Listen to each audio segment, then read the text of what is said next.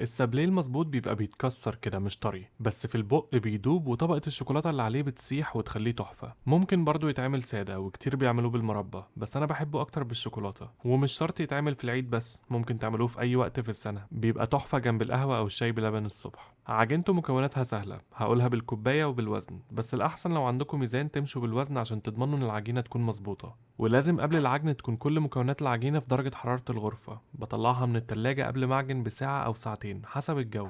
اللي متابعين فيديوهاتي هيبقوا عارفين ان انا عاده بحب اعجن بايدي، مش بحب استخدم عجان، بس العجينه دي بالذات صعب قوي عجنها بالايد. فحتى لو مش عندكم ستاند ميكسر ممكن تستخدموا المضرب الكهرباء اللي هو فيه السلاح بتاع العجن، بس ده مش معناه انها مستحيل تتعجن بالايد، هي ممكن تتعجن بالايد بس صعبه شويه. في بولة العجان حطيت 200 جرام زبده، لازم تبقى سوفت خالص كده بس مش سايحه، درجه حراره الغرفه. وشغلت العجن على سرعة متوسطة. نفس الخطوات الجاية دي زي ما قلت لكم ممكن اعملها بالستاند ميكسر الكبير ده او بالمضرب بتاع البيض. بعد دقيقتين كده الزبدة بقت شبه الكريمة. دخلت عليها 50 جرام سكر مطحون حوالي نص كوباية، و50 جرام سكر عادي اللي هو ربع كوباية، ومعلقة صغيرة فانيليا. وكملت ضرب على سرعة متوسطة دقيقة كمان. بعدين هديت السرعة خليتها واطية وحطيت صفار بيضتين. البياض اللي بيتبقى اعمله اومليت بيبقى صحي.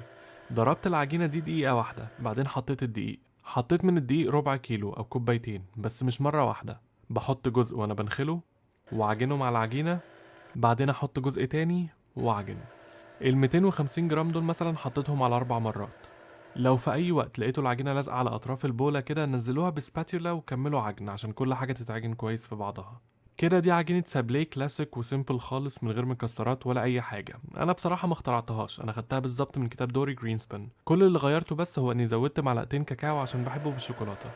انا عايز في الاخر اخلي اشكالها دواير كده مظبوطه. في طريقتين ممكن اعمل بيها كده. اول طريقه ان انا افردها كلها، بس المشكله في الحركه دي انها بتتفرد على مساحه كبيره جدا، وان صعب جدا جدا ان انا اخلي كل السمك متساوي. عاده بيبقى فيه جزء من العجينه اللي مفروده اتخن من الجزء التاني، وده بيخلي السابليه مش كله نفس التخن ومش بياخد نفس السوا في الفرن. وكمان فرد العجينه بعد ما بتنشف في التلاجة مش بيبقى سهل خالص، فانا مش بحب الطريقه دي. في طريقه تانية. نزلت العجينه دي بعد كده على ورقه زبده كبيره، ممكن برضو على ورق بلاستيك او ستريتش راب.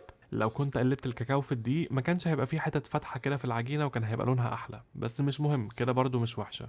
بورقه الزبده بقى شكلت العجينه الاول على شكل كوره، بعدين على شكل سلندر طويله باني لفتها بورق الزبده كده. السابليه بعد ما بيتخبز هيبقى اكبر شويه صغيرين من دايره السلندر ده، فاختاروا دايمتر الدايره اللي تشوفوه حلو ليكوا. بعد ما لفتها فتحت ورقه الزبده تاني عشان اتاكد انها سلندر مظبوطه، بعدين لفتها تاني وقفلتها من الجناب عشان اشيلها في التلاجة. العجينة المفروض تتساب في التلاجة 3-4 ساعات لحد ما تمسك نفسها خالص. احنا دلوقتي في رمضان وانا قبل الفجر بشوية، فما عنديش وقت ان انا اعملها بعد الفجر، فانا هسيبها في التلاجة لحد تاني يوم بعد الفطار. مش مشكلة الوقت الزيادة ده، بس ما تسيبوهاش طبعا كذا يوم في التلاجة لان فيها بيض وممكن تبوظ. تاني يوم طلعتها من التلاجة. لازم تبقى ناشفة جدا كده زي عجينة الكوكيز بالظبط قبل ما نخبزها. بعدين قطعتها حتت سمكها حوالي سنتي. بعد الخبز زي ما قلتلكوا الدايرة بتاعت السابليه بتكبر بس السمك بيقل. شوفوا حجم السابليه اللي بتحبوه قد ايه واعملوا السلندر وقطعوا سمك القطع على الاساس ده.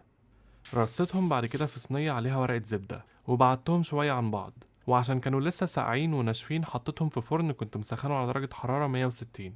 لو بتعملوا السابليه ده في وقت حر حطوا السابليه وهو متقطع كده في التلاجة ربع ساعة قبل الفرن، وفي الربع ساعة دي شغلوا الفرن عشان يسخن. لازم السابليه قبل ما يدخل الفرن يبقى ماسك نفسه وناشف مش طري خالص. بعد 17 دقيقة في الفرن طلعته، بياخد من ربع لتلت ساعة. لزقوا في بعض وهما بيتخبزوا بس حاجة بسيطة فهعرف افصلهم. وعادي ان اول ما السابليه يطلع يبقى طري شوية كده، هينشف وهو بيبرد. سبته يبرد دقيقتين بس عشان يمسك نفسه، بعدين نقلته على شبكة عشان يبرد كويس من كل الاتجاهات. بعد ما برد تماما لما بقى ناشف وبيتكسر كده مش بيتني، عملت الشوكولاتة. غليت مية على نار هادية، ممكن تحطه على حلة بويلر انسرت زي ده او اي بولة ستينلس او اي بولة تستحمل الحرارة. اهم حاجة ما تبقاش لامسة المية تحت. كسرت فيها الشوكولاتة، استخدموا اي نوع تحبوه، وقلبتها لحد ما ساحت. غطست بعد كده كل واحدة من السابليه في الشوكولاتة السايحة دي، وكنت ماسك نفسي بالعافية عن إني أكلها كلها. اللي طلعته من الشوكولاتة حطيته على شبكة تحتيها صينية عشان الشوكولاتة السايحة ما تبهدلش الدنيا. بعدين حطيتها في التلاجة عشان الشوكولاتة تجمد. بعد ساعة في التلاجة السابليه بقى جاهز. وبس كده. كان تحفة. شكله مش مظبوط قوي زي اللي بيتباع بره، بس كان حلو برضه. جربوه وقولوا لي رأيكم. ولو لسه بتتفرجوا، شكرا جدا انكم بتتفرجوا للآخر.